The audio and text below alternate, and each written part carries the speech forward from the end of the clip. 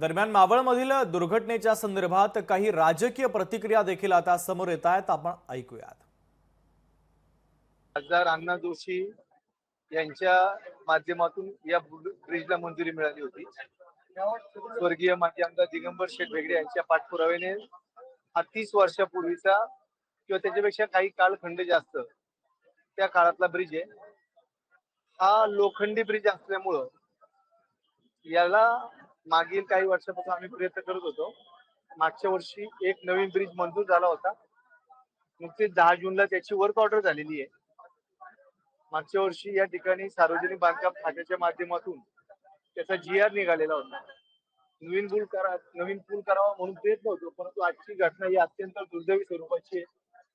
पर्यटक मोठ्या संख्येने आल्यामुळं त्या ब्रिजची तेवढी क्षमता नव्हती आणि त्या ठिकाणी हा पूल कोसळला। जुना पूल कोसळला आणि त्याच्यामध्ये अनेक पर्यटक वाहून गेल्याची शक्यता आहे।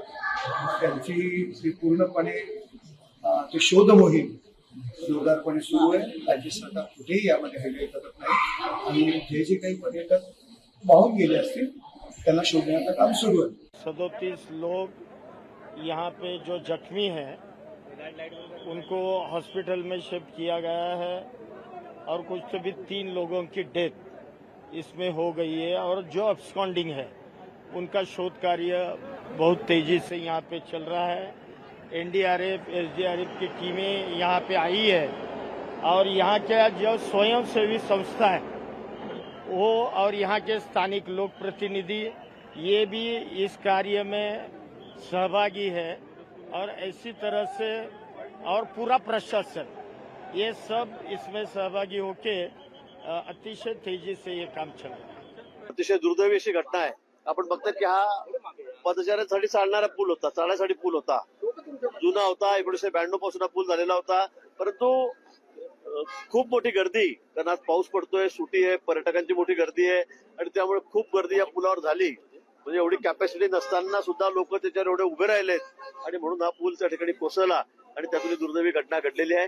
आपण बघताय NDRFच्या 2-3 टीम या ठिकाणी आहेत, सर्व पोलीस यंत्रणा आहे, डॉक्टर्स आहेत, सगळ्या डिझास्टरच्या सगळ्या टीम पुण्याहून या ठिकाणी आलेल्या आहेत आणि बचाव कार्य या ठिकाणी सुरू आहे। आता वाहून गेलेले काही लोक आहेत त्यांचाही शोध सुरू आहे। नेमकं ते बाहेर आलेत, त्यांच्या जीविताला काही हानी झालेली आहे, धोका झालेला आहे हे आपण बघतोय। आता मी विभागीय आयुक्त, तहसीलदार आणि पोलीस कमिशनर यांच्याशी बोललो आहे।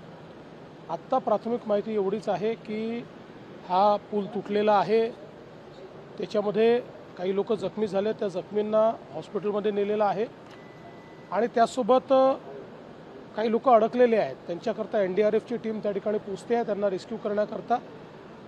काही लोक वाहण्याची शक्यता आहे, अजून त्या संदर्भातलं पूर्ण कन्फर्मेशन मिळालेलं नाही किंवा कॅज्युअल्टीजच्या संदर्भातलं पूर्ण कन्फर्मेशन मिळालं नाही, त्यामुळे या क्षणाला त्याबद्दल बोलणं हे योग्य ठरणार नाही। पूर्ण माहिती याची मिळाल्यानंतर याच्यावर आपल्याला माहिती देता येईल। आत्ता प्रशासन तातडीनं सगळी मोबिलायझेशन करून आणि लोकांना कसा दिलासा देता येईल अशा प्रकारचा प्रयत्न चाललेला आहे। अतिशय दुर्दैवी आहे आणि वेदनादायी आहे।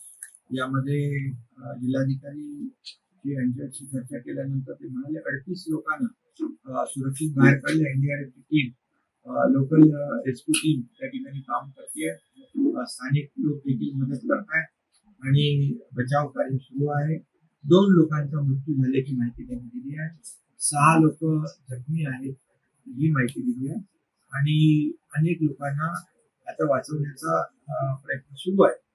त्यामुळे जे लोक जखमी आहेत त्यांच्यावर चांगले उपचार करणे, त्यांचे जीव वाचवणे आणि आणखी जे लोक त्या दुर्घटनेमध्ये आहेत, सापडले, त्यांना लवकरात लवकर सुरक्षित बाहेर काढणे याला प्राधान्य प्रशासन देते। बरोबर, अशा मुलांचं स्ट्रक्चरल ऑडिट लवकरात लवकर करावं अशा प्रकारची सूचना देखील मी या ठिकाणी दिली।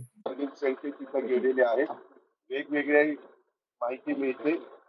NDRFची टीम तिथं गेलेली आहे, आजूबाजूची जे नगरपालिका वगैरे तिथली पण टीम तिथं गेलेली आहे आणि प्रथम दर्शनी असं सांगण्यात येतं की तिथं जो ब्रिज होता लोखंडी तो फार सडलेला होता आणि त्याच्यातनं जास्त लोक तिथं उभे राहिले आणि मोटरसायकल पण जात होत्या, त्या बोजाने ते खाली पडला. तिथं 8 कोटीचा एक ब्रिज ऑलरेडी मंजूर आहे, पण त्याच्याबद्दलची उत्तमभूत सगळी माहिती नीटपणे कलेक्टरला द्यायला सांगितलेली. कलेक्टर म्हणले काही काळामध्ये तुम्हाला देतो. लोकशाही मराठी ऐका, पहा, जागरूक रहा.